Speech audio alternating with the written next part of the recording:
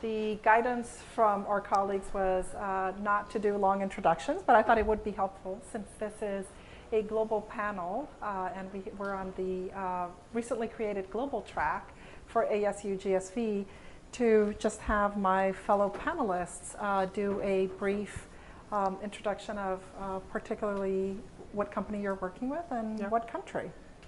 Should I start? Yes, please do.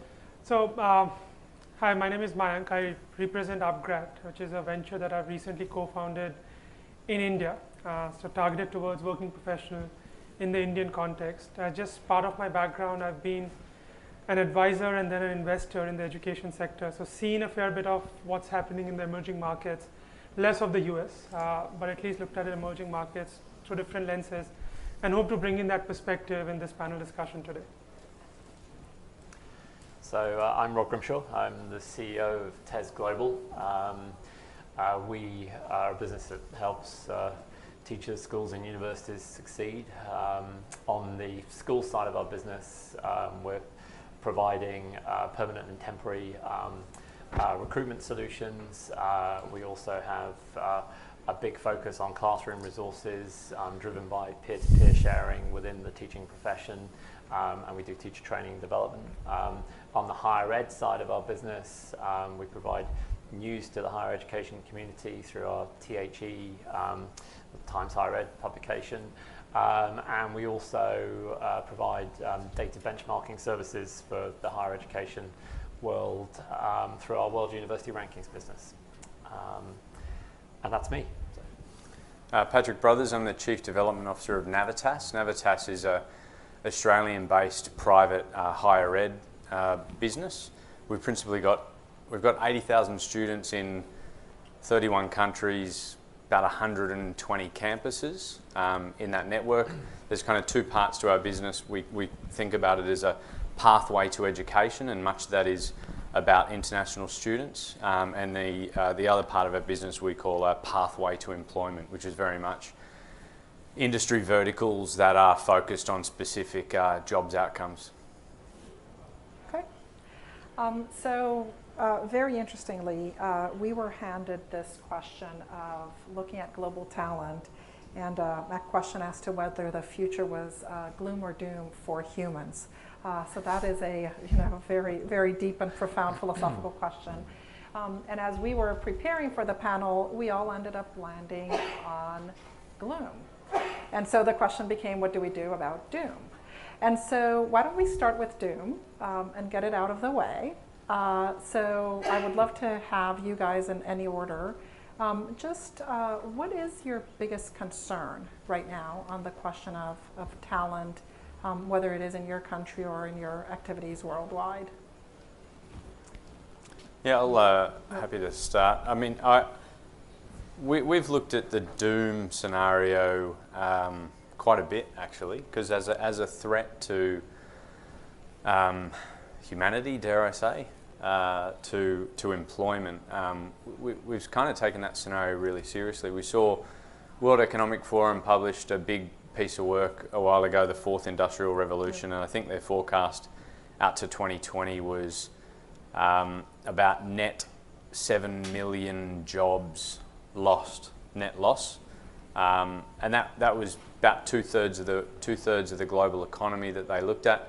Two-thirds of the 7 million loss was what they categorised as office and administrative work, and there was actually a lot less net loss in some of the other more traditional sectors, which was a bit surprising for us. And the office and administrative, starts to make sense. When I was at a panel yesterday, and there was an entrepreneur there who'd founded one of these artificial intelligence assistants that helps you book meetings and things like that. And I thought, okay, that's definitely part of that 7 million. I think my biggest concern, and there were some slides yesterday at the keynote in the afternoon, is, and done a bit of research myself into artificial intelligence. It's pretty scary when you really start to look at that and what might unfold. But I think our view is, and education's pretty evidence of it, is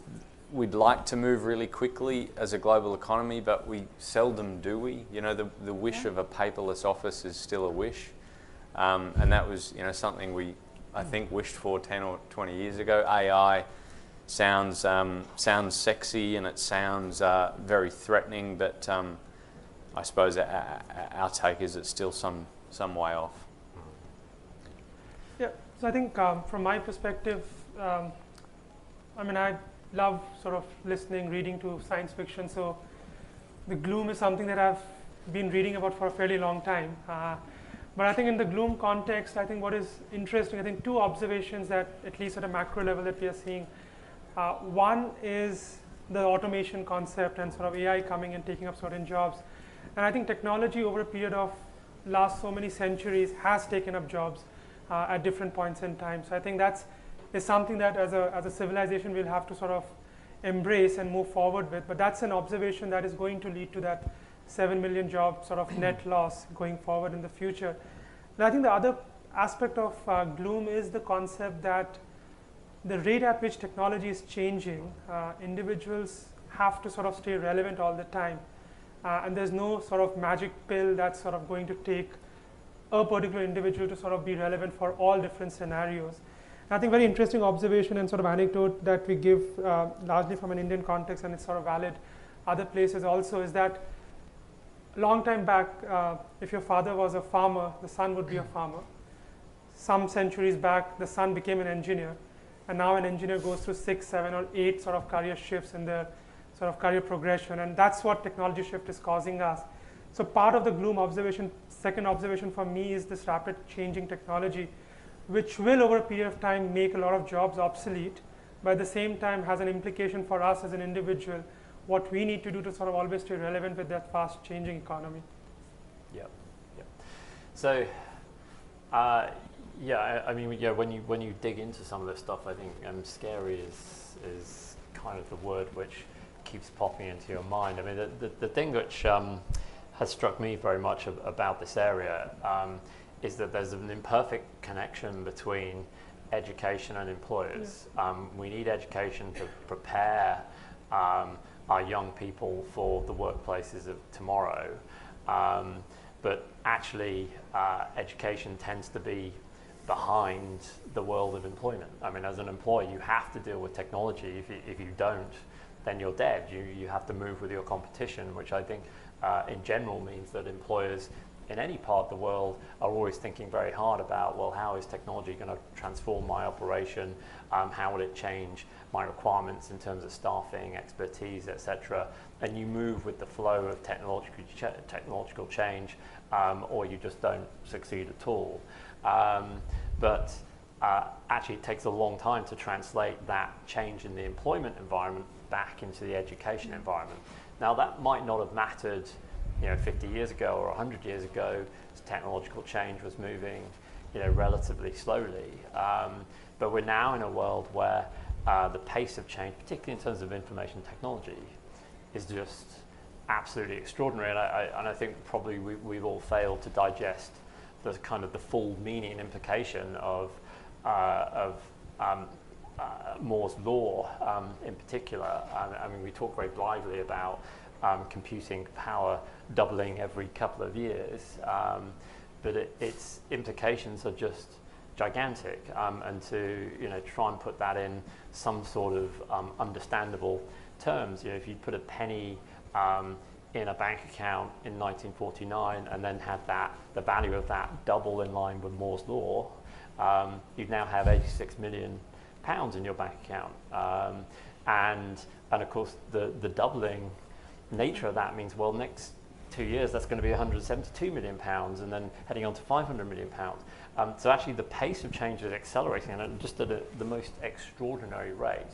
And I think that that now has huge implications for the world of employment, and it's becoming very urgent that we change things in the education world to respond to that. But when you look at the education world, well, this is an environment where our academic terms are really set up to allow time in the year for people to do planting and get the harvest in. You know, that's why the structure of the academic year is there. That hasn't been really relevant, right, for 100 years in most societies. But you know, in that space of time, we haven't been able to change that simple thing about the the education world. And now we're being asked actually to fundamentally change the way that we educate our young people in order to prepare for this extraordinarily complex world where, as Patrick was saying, whole categories of job might just disappear and disappear at an extraordinary pace.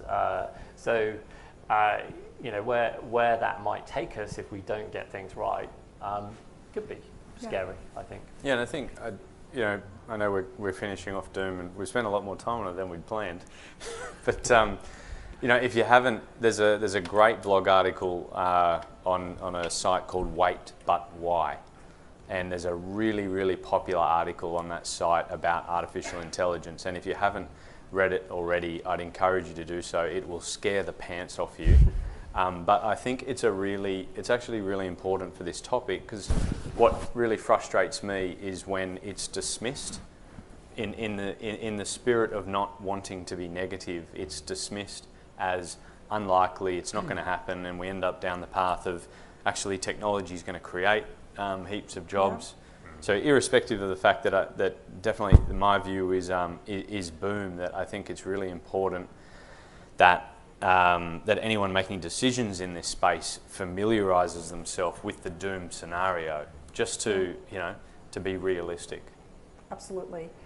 So I wanted to pick up on a couple of topics that you guys have talked about. So let's start with this concept of AI. My colleagues at McKinsey actually did a piece of work where they took what were largely the most common professions, including a lot of the sales jobs that you spoke about. And when they actually broke it down into tasks, what they found was it's not that a full profession would actually be substituted by AI, but rather that specific tasks within a profession would actually are amenable to being automated or done by an assistant, etc. Right? So that is one element. It's not a full profession. On the other hand, Mayank, you spoke about the idea of constant retraining, right? And it feels to me that these two items are correlated, because basically what is happening is you have a profession and some of your tasks are no longer doable, but there are other areas that can be done. And then Rob, you spoke about the role of employers and providers. So a question for, again, anyone who wants to address this. What is the role of employers here, right? Because we're talking and we're focusing very much on the role of the providers, but what is the role of employers in recognizing that job descriptions are changing and that not everything will be automated or substituted by AI, but that they need to also advance and in fact help providers prepare for those advancements? Shall I pick that up and start? I mean, I think it is incumbent on employers to perhaps produce a stronger signal which can be picked up by the education world and used to prepare people better for the realities of the workplace, now and in the future.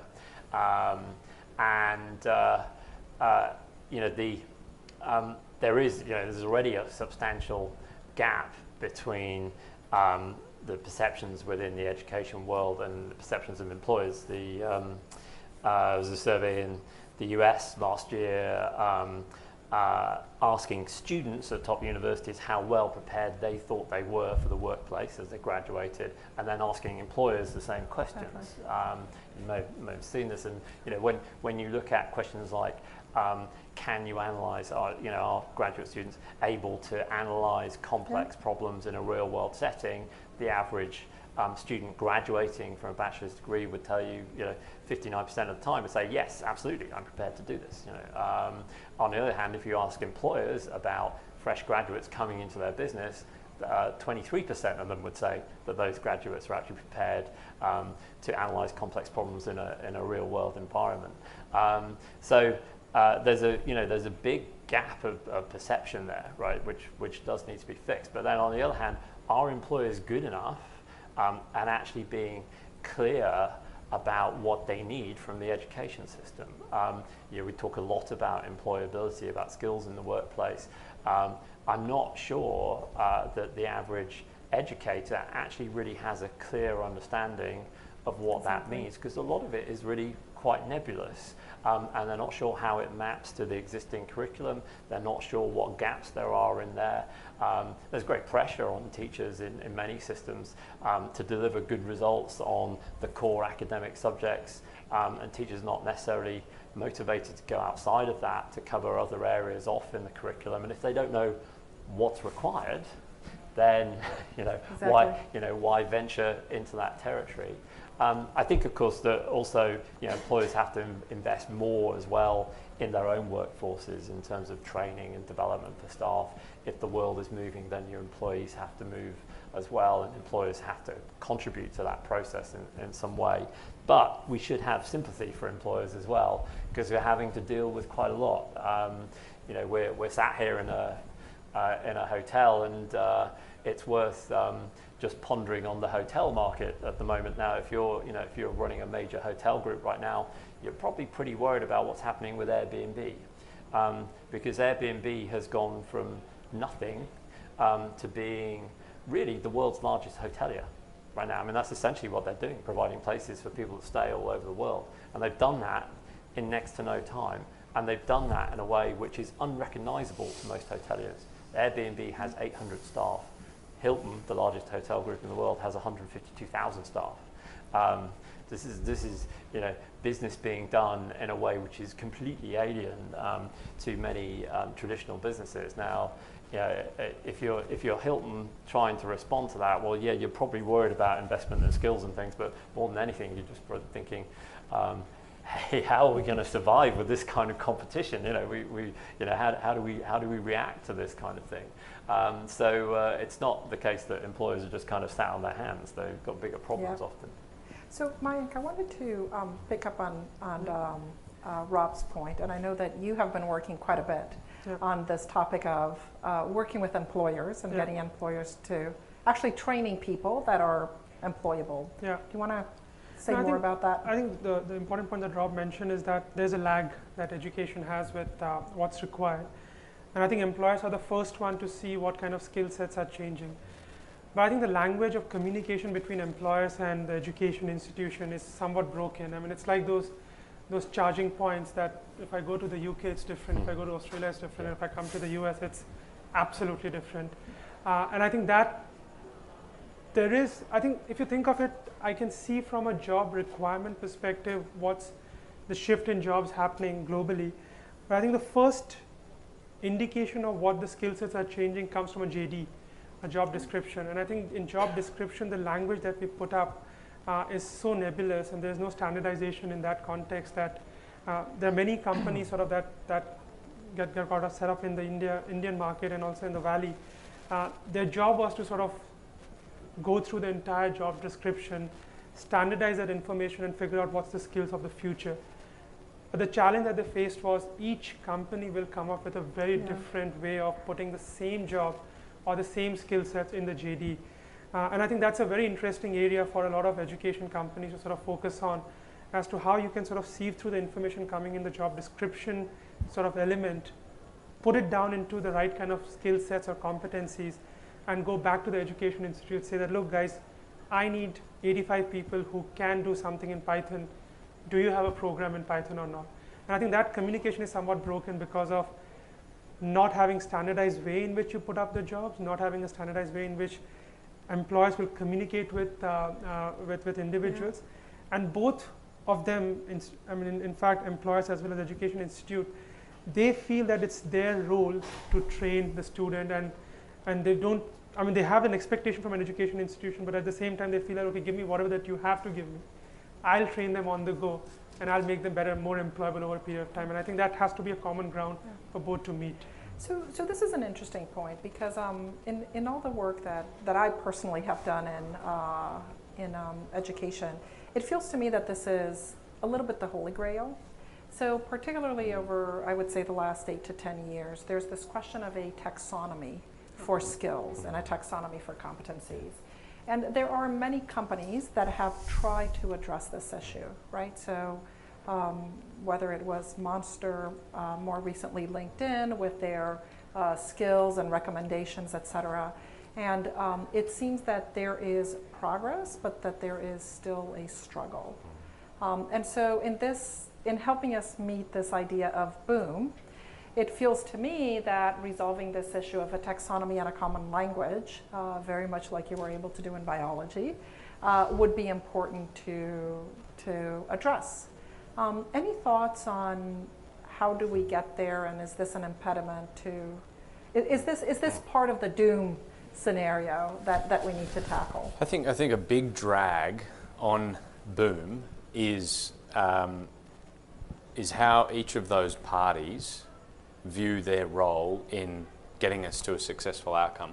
I think it's a great example, the hotel example, because it's so illustrative of how all these business models and value chains are changing. Is, what is the role of government in education going forward? I mean, so what is the role of government in education going forward? Absolutely. We're kind of stuck in. I was in a session before, and there was a great question of, we're on the topic of credentialing and verification, and someone suggested, well, we need the government to get a move on there, and someone said, oh God, don't let them near that. Like that's actually, we want to deregulate that component of it. And I think government in so many countries around the world, and the US is not my specialty, it's probably Asia, but governments principally around the world, they're actually running out of money. They don't have more to invest in this space. They're looking to invest less in this space.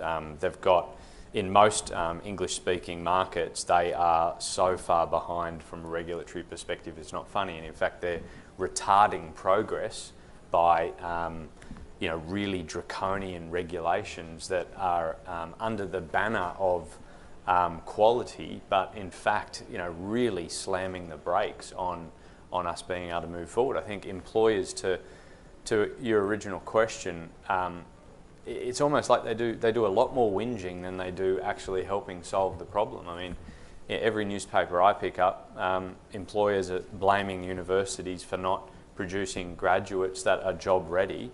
And I think the taxonomy is one example. I don't think it's a silver bullet. If only we could codify.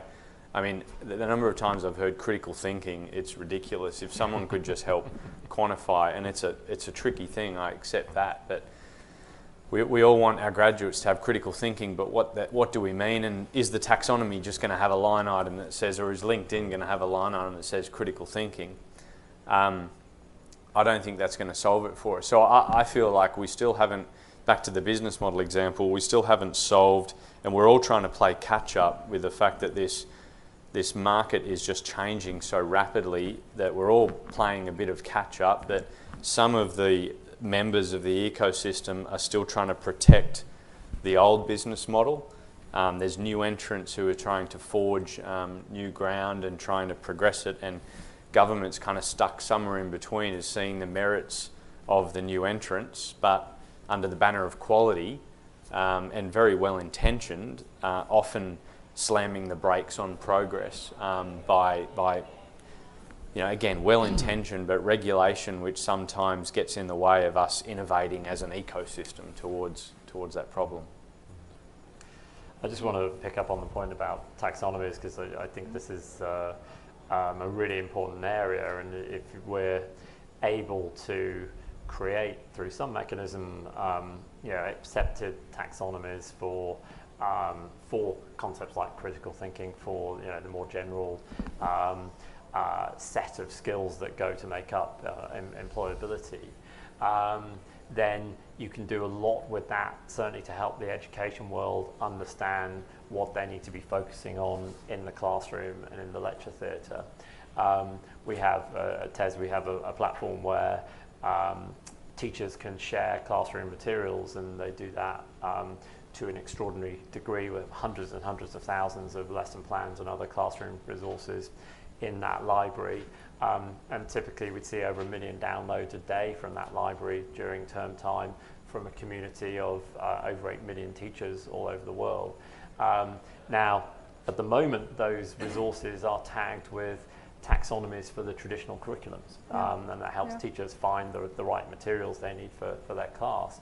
But if you could map through all of that with a really effective employability taxonomy, then suddenly you're in a position where a teacher can go into that library and actually pull out a set of materials that they know speaks to the employability agenda.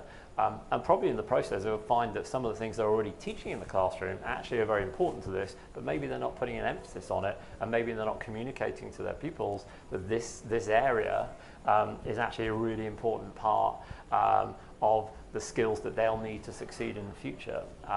Now, it's not a silver bullet. There's an awful lot more to it, but you'd feel you'd be a number of steps further forward if at least you could have defined what it is that employers are after, and then got that message into the hands of educators in a way that can spread that message, all over the world really very quickly. I think that's just to add to that, social platforms will play a very important role in sort of taking those taxonomy to scale fairly quickly as compared to sort of assessment doing it one by one. I think both have to play an equal role. I mean, assessment will take its own sort of sweet course of time to sort of create a global standard for taxonomy. But I think social platform as the teachers platform that Rob just talked about. And interestingly, the way I see this, LinkedIn is probably going to be one of the biggest education companies going forward in the future, given the amount of data that they're sitting in terms of skills, what individuals are looking at, what are the new sort of jobs coming out.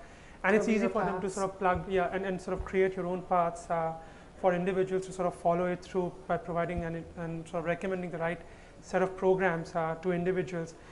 And I think large part of that, whatever that LinkedIn or social platforms will create, would be less about assessment and more about sort of crowdsourcing those skills and putting it out in the market and let the market sort of put that into order and create sort of a more narrower set of taxonomy. Just on the other point, I think the other interesting opportunity in terms of standardization of taxonomy comes from the concept that now a lot of learning is shifting online. And in that context, there's a lot of data that is available. And if someone sort of can think of what each of these data elements mean, you can not only capture the hard skills of that individual, but the software aspect of it, is it submitting the assignments on time? Is that person sort of getting the lectures done on time? The assignment sort of is getting covered at the right pace.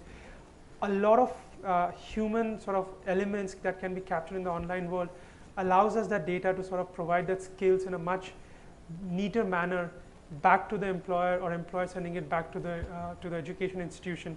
And that communication could sort of lead us to break that information asymmetry. Great. Let's go back to regulation. I fully hear your point about earlier today, people saying, let's keep regulation out of this.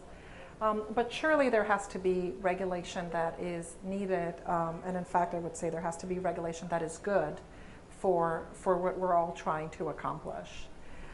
Any thoughts, reflections from your own countries of what has worked and hasn't worked as your governments have got involved in this idea of education to employment and the role of technology in education, et cetera?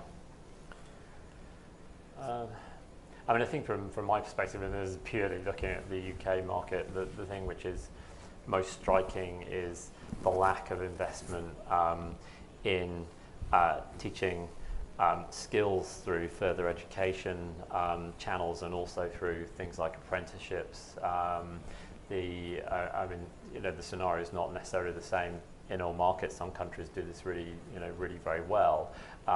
But in general, I don't think governments are particularly great at this.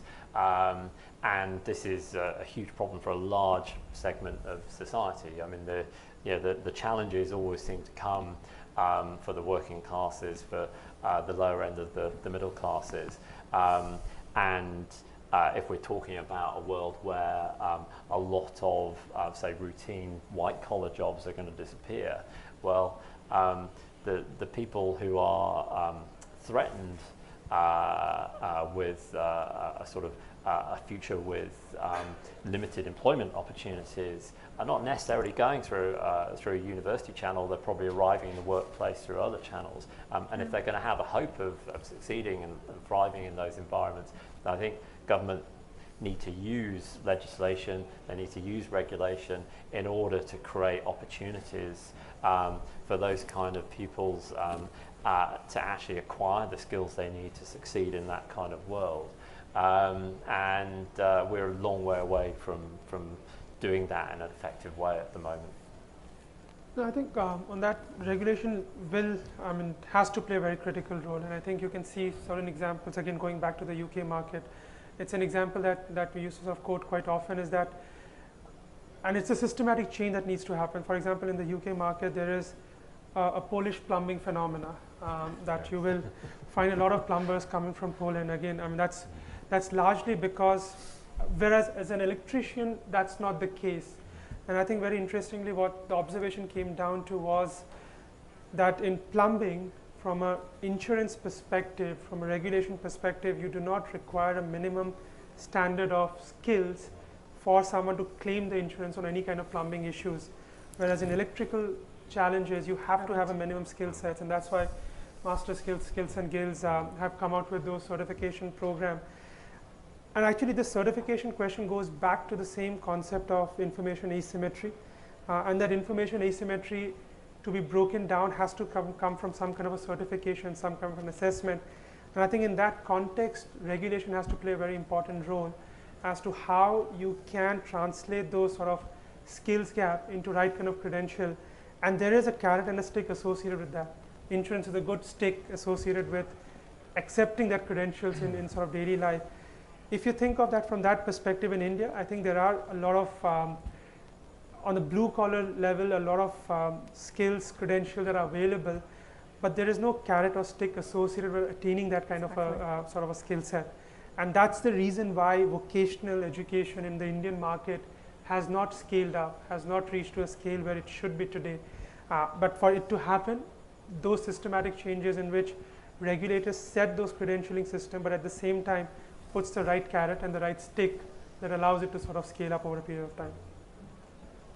Yeah, I wonder about, I'm not a big fan of regulation, and I'm definitely an advocate for government's role changing. I'm not 100% sure what that looks like yet, but the Australian experience of late, we're actually pretty, feel pretty burnt, and I understand it's a similar circumstance as the US is facing with, say, Title IV funding. It's throwing money at a problem and putting some rules around that, but not really understanding the unintended consequences of those rules, and not really thinking about the second and third order effects of throwing money at a problem that usually attracts lots of people who are focused on the money, not the problem. And that we're pretty. I think we're still pretty burnt from that, because it's set us back 5 years, and it's really been another prompt for government to say, actually, we need more rules to stop that happening again. I also, just trying to think forward, I mean, we've traditionally, and we have it in Australia and a lot of the markets that I'm familiar with as well, government's role is, if you like, the quality gatekeeper. Yeah. And I don't think that's necessarily looks the same in an environment where it's actually employers voting with their feet about what quality looks like. I mean, I came from a heated session just before lunch about boot camps and the future of boot camps, and it was fantastic because half the session was an argument around whether a computer science graduate from a university was a substitute for a boot camp graduate. And I just thought it was such a great example of one was completely unaccredited, off the radar.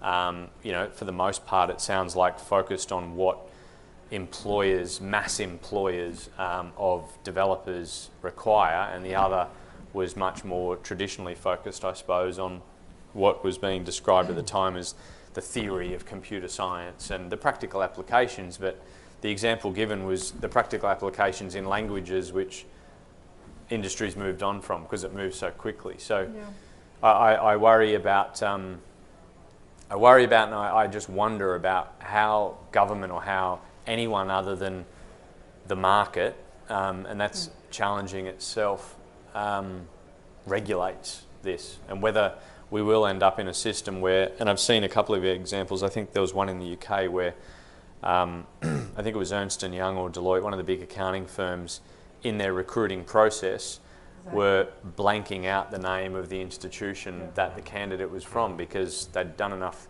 data analytics to work out that there was no correlation between employee performance and the institution that they studied at. So, you know, think ahead of that another 5 years. It could be a really interesting place to be. Yeah. So a question that what you just mentioned brings to mind is, okay, so employers are voting with their feet. And as you mentioned, there are a number of employers who are going through this shift. Google says, I don't need more than 4 interviews. A lot of the tech companies in the Valley are doing hackathons to actually select people. All that said, there is still a brand value to a lot of the degrees. Now, one of the ways to actually get around that brand value is apprenticeships. Because in an apprenticeship, what they will say is it's an opportunity for you to come in and not only be apprenticed, but actually demonstrate what you have learned and what you can actually do. And this is where boot camps actually, I think, thrive, because they say, I can show you how I code, and because I can show you how I code, you will trust that I can do it. This seems to me to be, well, on the other hand, most employers will say we don't have enough seats to apprentice or intern the number of people who we need. So how do we resolve this dilemma in order to, again, get back to this idea of a boom and allow people to occupy the jobs that are available to them? I mean, to some extent, we need to push the universities harder to produce the kind of future employees that the marketplace needs.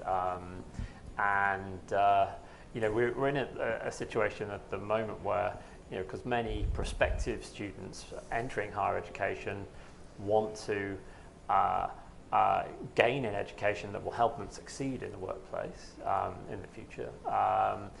But it's actually very difficult to assess what's offered in those terms.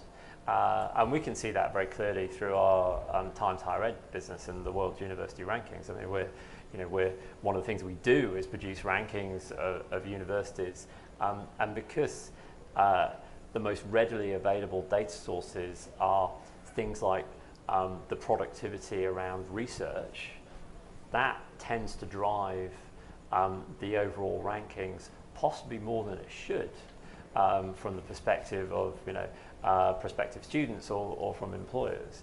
And the world might look very, very different if we could actually rank universities based on employment outcomes.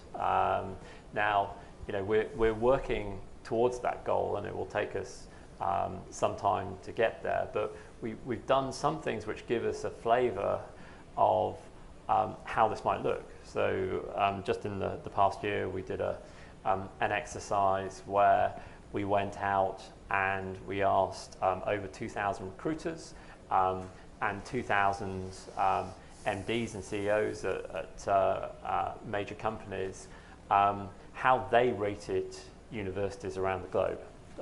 So this is in terms of the quality or the value of the graduates that they're putting out. And when you take that data and create a ranking, there's a mismatch between the research-driven rankings and between the rankings which are driven more by considerations of employability.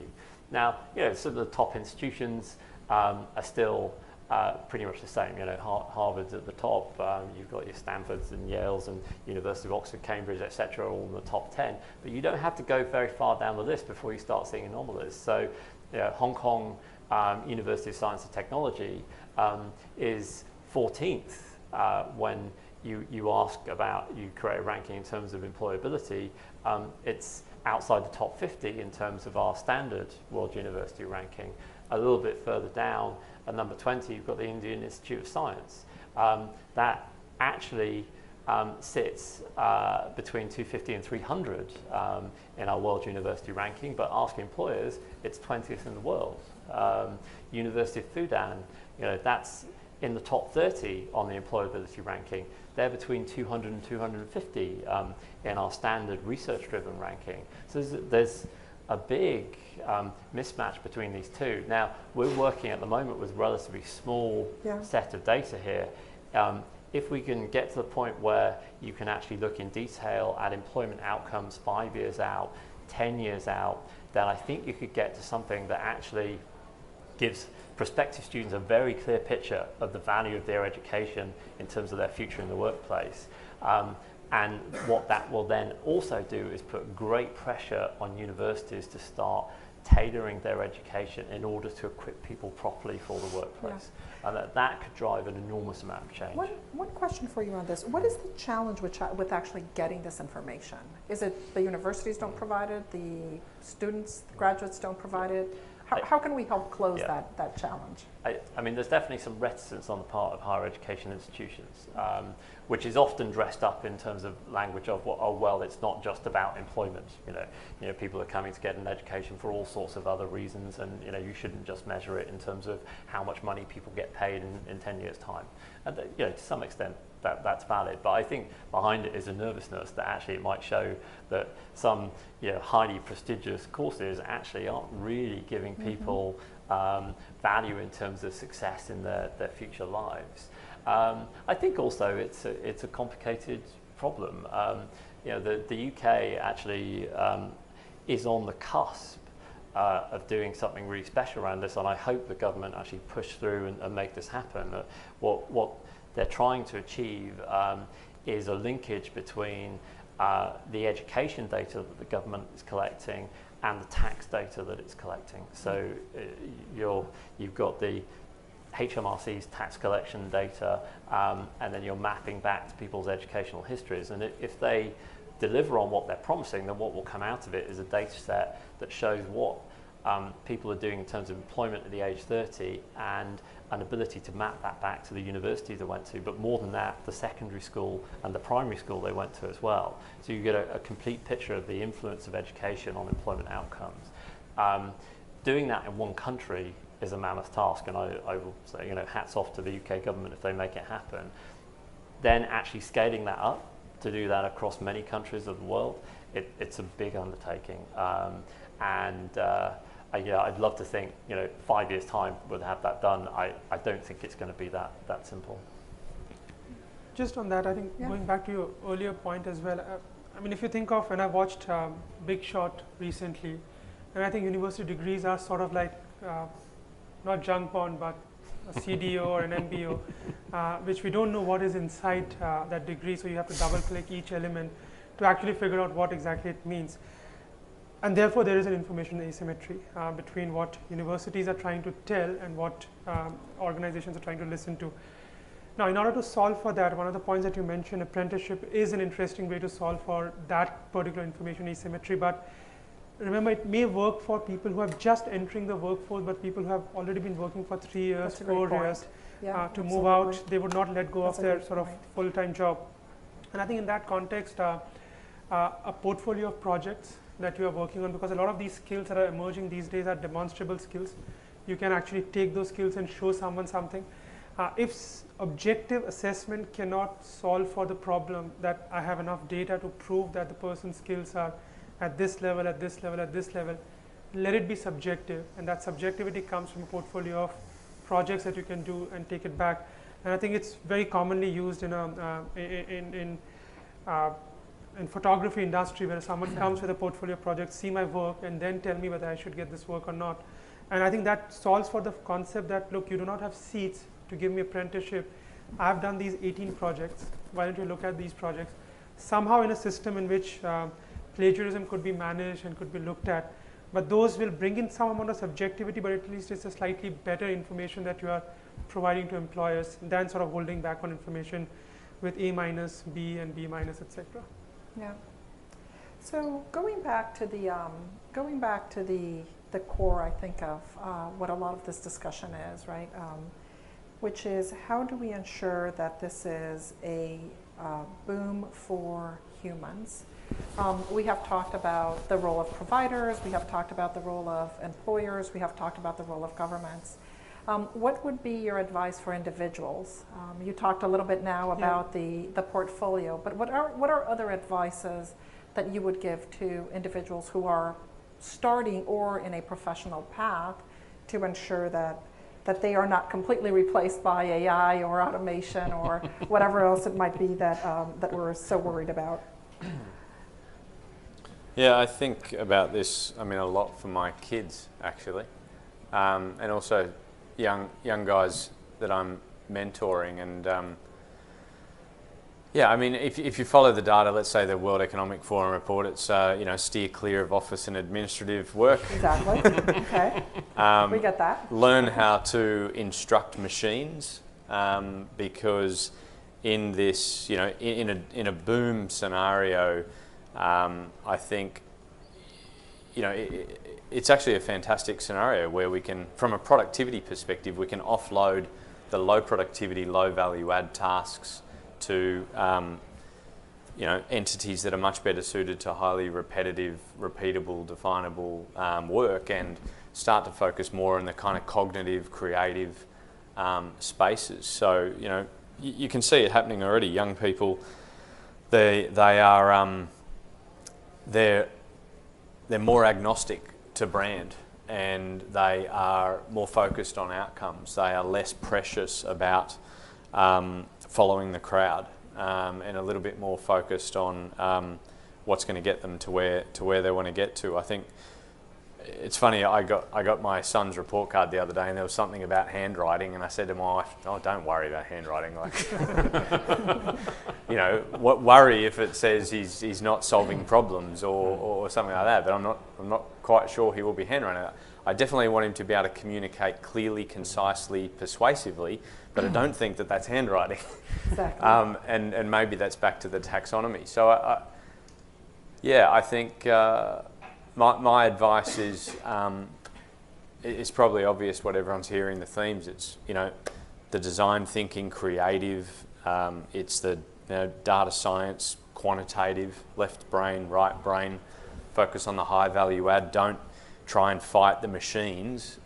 Make sure that you're in a position to be able to be augmented by those capabilities and not left behind as someone who is a laggard and is still in denial mode about the future. Yeah, I'd echo a lot of that. The chances that you're going to be in a role turning a handle day in, day out is very limited. Probably AI or a machine is going to be doing that kind of work. And if I think about what we're looking for as an employer right now, the premium is often actually on very good, strong interpersonal skills. You're seeing, particularly around the digital areas of the business, lots of work which is driven by kind of ad hoc teams, which are cross-functional in nature, coming together to focus on a particular problem, fix it, and then move on. And what you're looking for is individuals who can drop into those kind of environments, develop very strong working relationships with people who perhaps are coming from completely different bits of the company, completely different backgrounds, and can thrive on that, and contribute to helping the business move forward through those kind of processes. Often you can't see that from a resume, and these are to some extent intangible qualities, but hugely important. And those are the things which are really making the difference between success and failure. In our existing workplace, I think in the future, then that's going to be something that just dominates things. Yeah. And learn to code as well. No, I think the doom or boom, I think that's there's definitely, from whatever sort of technological advancement that's happening, a lot of jobs will go obsolete. And I think the same question was asked when washing machine came, that what's the house help going to do now? But things change, some jobs go away.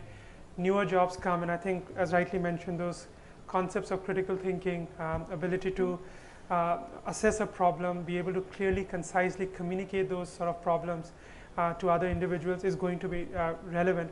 I think the interesting point is do not let the machine guide you, but you have to be smart enough to guide the machine. Yeah. And that's where the coding and sort of working on technologies that allow you to sort of stay ahead of the curve is important. And again, from a personal perspective, and I'm being selfish here, I think continuous learning is important. As an education providers, I mean, we have to sort of ensure that individuals are always equipped with the right skills, staying ahead of the curve. For that, if the data is not coming from the individuals, talking to a corporate, getting a common communication, saying, if guys, you want digital marketing, I'll give you digital marketing skill sets. So I think all those things have to work together in the ecosystem. I think technology will come, take away a lot of jobs, but we have to embrace it, because we cannot stop productivity gains because we feel certain jobs will go away. And in order to do that, keep on learning continuously, let the free market work, and I think we'll reach to a sort of equilibrium position where people will be then talking about what's next and what's the next bloom coming to humanity. Wonderful. So we have just a few minutes left. On a rapid round question, if you had a magic wand, it could change one thing of the many that we spoke about to bridge the gap between demand and supply and continue to ensure that we are in a boom for humans and not doom, what would that be? I think for me it would definitely be about this connection between employers and education. You know, the signal between the two is really quite weak at the moment, and with the pace of change in the employment environment at the moment, we need a very strong signal. So if I could change one thing, would be a really strong instant connection between the needs of employers and the understanding of educators around those needs. For me, it would be information asymmetry. Huge amount exists right now. That has to just go away. Yeah, I mean, I'm taking Rob's, I suppose, but going one layer deeper. If I could change one thing, it would be the hiring process from a firm and an employee, because I think a big innovation at that hiring process will have second and third order consequences back into education. If that process is leaner, lower friction, more agnostic to brand or superficial signals, I think that'll really change the game back in education. Right. Well, thank you so much, and thank you all for being with us. Thank you.